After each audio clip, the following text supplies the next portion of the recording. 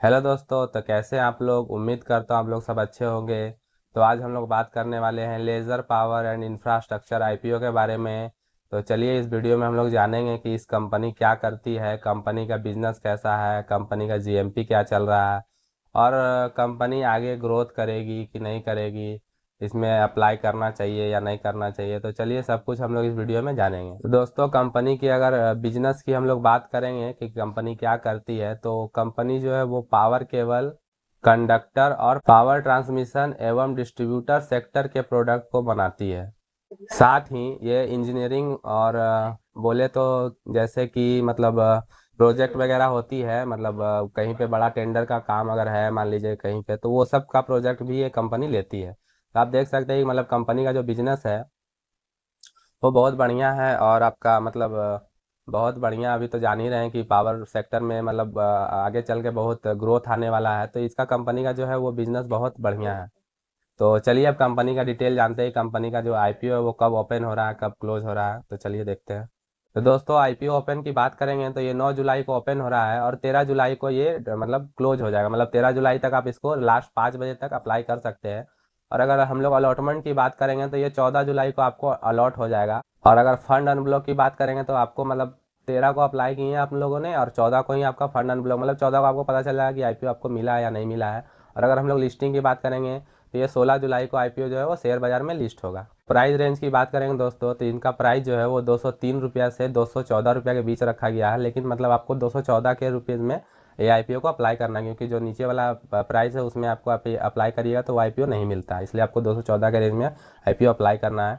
और issue size की बात करेंगे हम लोग तो इशू साइज इसका जो है वो 742 करोड़ रुपया रखा गया है। और एक लॉट में आपको 70 शेयर अलॉट होंगे। और अगर हम लोग मिनिमम इन्वेस्टमेंट की बात करेंगे तो 14,210 आपको मिनिमम इन्वेस्टमेंट है। बट ये क्या है, वो जो 203 रुपया का प्राइस है उसके हिसाब से रहता है, लेकिन आपको अप्लाई जो है वो 214 रुपीज़ के प्राइस रेंज में अप्लाई करना है। तो चलिए अब हम लोग कंपनी का जो है वो रेवेन्यू देख लेते हैं कि कंपनी जो है बिजनेस दिन से बिजनेस कर रही है तो उसका रेवेन्यू कैसा है, कैसा रेवेन्यू जनरेट कर रही है, और प्रॉफिट भी देखेंगे और हम लोग इसका टोटल एसेट्स भी देखेंगे।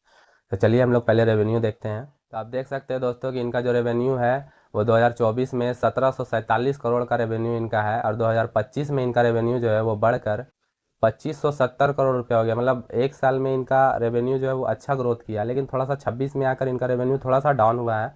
तो आप देख सकते हैं कि इनका जो 2026 का रेवेन्यू 2326 करोड़ रुपया हुआ है। मतलब थोड़ा सा डाउन हुआ, लेकिन वो ज़्यादा डाउनफुल नहीं है, क्योंकि मान लीजिए बिजनेस ऊपर नीचे होते रहता है।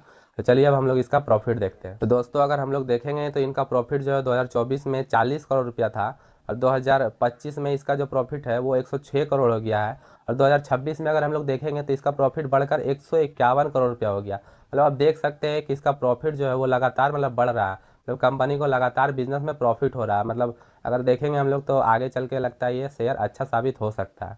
तो चलिए अब इसका हम लोग टोटल एसेट्स देख लेते हैं कि कंपनी एसेट्स कितनी जमा की है इतने दिनों में। और टोटल एसेट्स की बात करेंगे अगर दोस्तों तो हम लोग आप देख सकते हैं कि जो 2024 में इनका 1986 करोड़ का टोटल एसेट्स है। और 2025 में आप इनका देख सकते हैं कि टोटल एसेट्स जो है वो 2270 करोड़ हो गया है।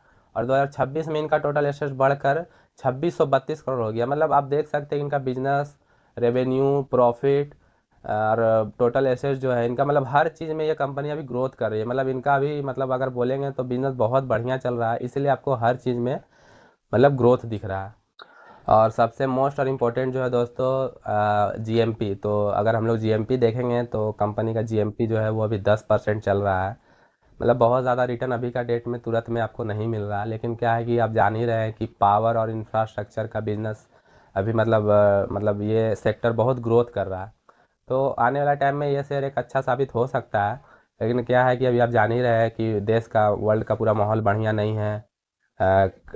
युद्ध चल रहा है, इसके वजह से मार्केट भी बहुत बढ़िया नहीं है। इसलिए क्या है कि जीएमपी 10% है तो जीएमपी जो है वो ऊपर नीचे भी होता है। इसलिए क्या है कि आप लोग देख लीजिएगा, मतलब सोच समझ के ही इन्वेस्ट कीजिएगा इसमें, क्योंकि जीएमपी बहुत ज़्यादा रिटर्न नहीं दिखा रहा है। इसलिए मेरा तो सजेशन कुछ ऐसा रहेगा नहीं कि आप लोग अप्लाई करिए ही, लेकिन आप देख सकते हैं, आप लोग के ऊपर है। तो सब चीज़ मैंने आपको इस वीडियो में बता दिया है। अगर आपको और भी कुछ जानना हो इसके बारे में तो आप कमेंट करके पूछ सकते हैं।